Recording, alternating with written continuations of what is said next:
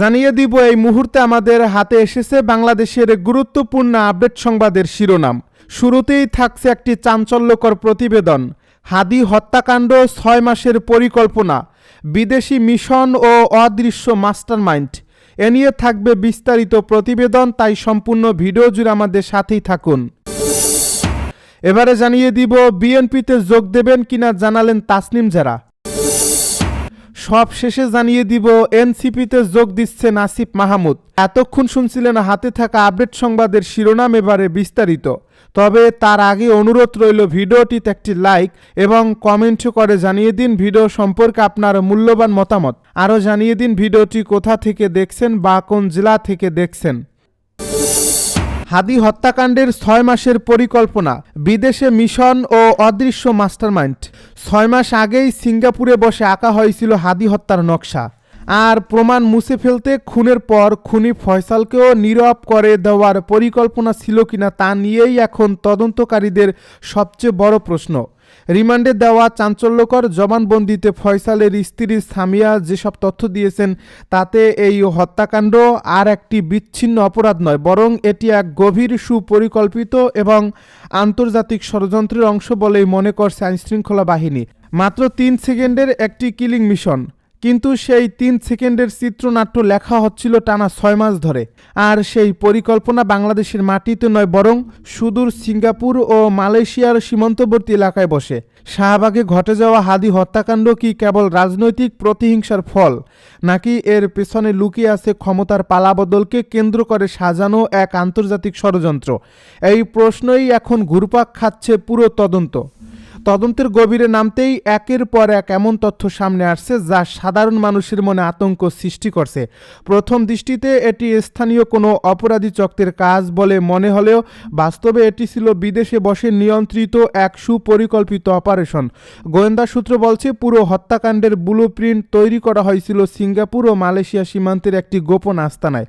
মাস্টারমাইন্ডরা খুব ভালো করেই জানতেন দেশের ভেতরে বসে এমন হাই প্রোফাইল হত্যার পরিকল্পনা করলে তা সহজেই ফাঁস হয়ে যাবে। তাই তারা বেছে নেন বিদেশের নিরাপদ আশ্রয়। এই কিলিং মিশনের মূল চরিত্র ফয়সাল করিম মাসুদ। সমাজে নিজেকে তিনি পরিচয় দিতেন একটি আইটি উদ্যোক্তা ও ব্যবসায়ী হিসেবে, কিন্তু সেই পরিচয়ের আড়ালে লুকিয়েছিল একজন প্রশিক্ষিত ও ঠান্ডা মাথার পেশাদার খুনি। ২০২৫ সালের ২১ জুলাই ঢাকা আন্তর্জাতিক বিমানবন্দর থেকে সিঙ্গাপুরগামী বিমানে ওঠেন ফয়সাল। সেই যাত্রা যে মৃত্যুর চুক্তি সই করতে যাওয়া তা কেউ আঁচ করতে পারেনি। 5 দিনের ওই সফরে তিনি দর্শনীয় স্থান নয়, বরং একের পর এক গোপন বৈঠকেই কেটেছে তার সময়। সিঙ্গাপুরের একটি অভিজাত হোটেল থেকে সড়ক পথ তাকে নিয়ে যাওয়া হয় মালয়েশিয়া সীমান্তের এক নির্জন ডেরায়। সেখানেই অবস্থান করছিল ৫ আগস্টের পর দেশ ছেড়ে পলায়ন আওয়ামী লীগের কয়েকজন প্রভাবশালী নেতা। তাদের নির্দেশেই তৈরি হয় হাদিকে চিরতরে সরিয়ে দেওয়ার মাস্টার প্ল্যান। গোপন বৈঠকে ফয়সালের হাতে তুলে দেওয়া হয় হাদির ছবি, চলাচলের তথ্য এবং পালানোর নিখুঁত রোডম্যাপ। প্রবাসে থাকায় এই নেতাদের কাছে হাদি ছিলেন বড় এক আতঙ্ক। গোয়েন্দা তথ্য অনুযায়ী ফয়সালের এই বিদেশ সফরই ছিল হত্যাকাণ্ডের ভিত্তিপ্রস্তর। বিদেশে বসে রিমোট কন্ট্রোলে নিয়ন্ত্রণ করা হচ্ছিল ঢাকা রাজপথের এই হত্যার দৃশ্যপট। দেশে ফিরে ফয়সাল তার স্ত্রী শাহেদা পারভিন ওরফে সামিয়াকে এমন কিছু কথা বলেছিলেন যা আজ তদন্তের গুরুত্বপূর্ণ প্রমাণ। ফয়সাল স্ত্রীকে জানিয়েছিলেন খুব শীঘ্রই এমন পরিস্থিতি আসবে যখন তার দেশে থাকা অসম্ভব হয়ে পড়বে। তিনি স্ত্রীকে একটি ব্যাংক অ্যাকাউন্টের তথ্য দেন যেখানে জমা ছিল প্রায় ৩০ লাখ টাকা। তিনি সাফ জানিয়ে দেন তার কিছু হলে যেন এই টাকা দিয়েই সংসার চালানো হয়। তদন্তকারীদের ধারণা এই টাকাটাই ছিল হাদি হত্যার অগ্রিম সুপারি মানি। হত্যার ঠিক আগের রাত ১২ ডিসেম্বর সাভারের একটি নির্জন রিসোর্টে বসে চূড়ান্ত হয় অপারেশনের শেষ অধ্যায়। ফয়সালের সঙ্গে ছিলেন তার প্রেমিকা মারিয়া এবং সহযোগী বাইকার আলমগীর। রিসোর্টের বদ্ধ কক্ষে বসে তারা ঝালিয়ে নেন পরদিনের পরিকল্পনা। মারিয়ার জবানবন্দিতেও উঠে আসে ভয়ঙ্কর গোপন তথ্য। ফয়সাল সেদিন দম্বের সঙ্গে বলেছিলেন কাল সকালে এমন কিছু ঘটবে যা সারা দেশ কাঁপিয়ে দেবে। পরদিন শাহবাগের রক্তমাখা রাজপথ সেই কথার নির্মম সত্যতা প্রমাণ করে। হত্যাকাণ্ডের পর ফয়সাল ও তার সহযোগীরা যেভাবেই দেশ ছেড়েছে তা যেন কোনো থ্রিলার সিনেমার চিত্রনাট্য। একদিকে প্রশাসন হাদিকে বাঁচাতে ব্যস্ত, রাজপথে উত্তাল জনতা, অন্যদিকে খুনিরা পাড়ি দিচ্ছে সীমান্তের কাঁটাতার। তদন্তে উঠে আসে যুবলীগ নেতা বাপ্পির নাম। তার ইশারাতেই সীমান্তের দরজা খুলে যায়। স্থানীয় দালাল ফিলিপ ও আমিনুলের সিন্ডিকেট টাকার বিনিময়ে এ খুনিদের ভারতে পার করে দেয়। পুলিশ ও বিজিবিকে ফাঁকি দিয়ে ভিআইপি প্রোটেকশনে সীমান্ত পার হয় তারা। বিএনপিতে যোগ দেবেন কিনা জানালেন তাসনিম জারা। জাতীয় নাগরিক পার্টি থেকে পদত্যাগের পর দলটির জ্যেষ্ঠ যুগ্ম সদস্য সচিব তাসনিম জারার বিএনপিতে যোগ দেওয়ার বিষয়ে গুঞ্জন উঠেছে। তবে বিএনপিতে যোগ দেওয়ার কোনো সম্ভাবনা নেই বলে সাফ জানিয়ে দিয়েছেন তিনি। রোববার বিকেলে গণমাধ্যমকে তিনি এ তথ্য নিশ্চিত করেন। এর আগে গতকাল শনিবার তাসনিম জারা নিজ ভেরিফাইড ফেসবুক পেজ থেকে জানান ঢাকা ৯ আসনে স্বতন্ত্র প্রার্থী হিসেবে নির্বাচন করবেন তিনি। তবে গণতন্ত্র প্রতিনিধি আদেশ অনুযায়ী নির্বাচনে স্বতন্ত্র প্রার্থীর ক্ষেত্রে সংশ্লিষ্ট নির্বাচনী এলাকার ১% ভোটারের সমর্থন সংবলিত স্বাক্ষরযুক্ত তালিকা মনোনয়নপত্রের সঙ্গে যুক্ত করে দিতে হয়। ত্রয়োদশ জাতীয় সংসদ নির্বাচনের প্রার্থীদের মনোনয়নপত্র জমা দেওয়ার শেষ দিন সোমবার। এর মধ্যেই তাসনিম জারাকে ১% ভোটারের স্বাক্ষর সংগ্রহ করতে হবে। সে লক্ষ্যে তাসনিম জারা এ আসনের ১% ভোটারের স্বাক্ষর সংগ্রহ শুরু করেছেন। রোববার সকাল থেকে শুরু হওয়া এ কার্যক্রম ব্যাপক সাড়াও পেয়েছেন তিনি।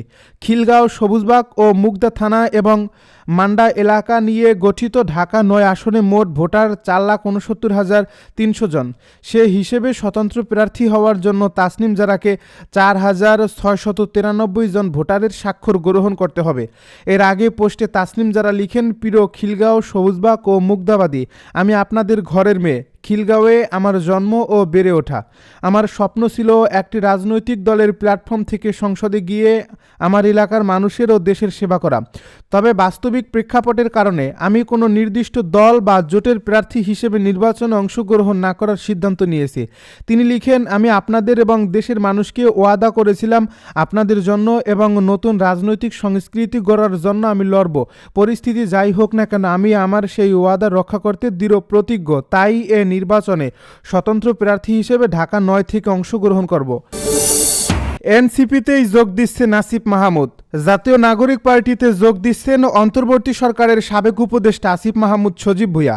সোমবার এনসিপির একাধিক নেতা কালবেলাকে বিষয়টি নিশ্চিত করেছেন।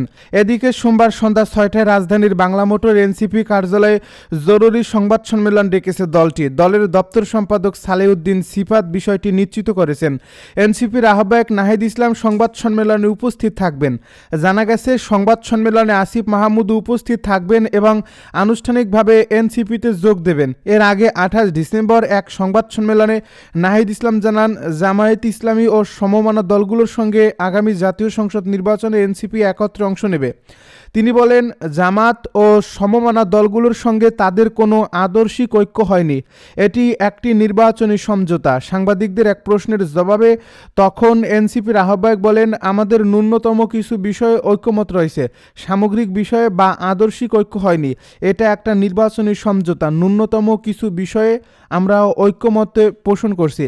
আমরা একত্রে নির্বাচনী সময়টা পার করব। এই সমঝোতা একদিকে নির্বাচনী বৈতরণী পার হওয়ার জন্য, অন্যদিকে আমাদের সংস্কার, বিচার এবং আধিপত্যবাদ ও দুর্নীতি বিরোধী ন্যূনতম কর্মসূচিও থাকবে।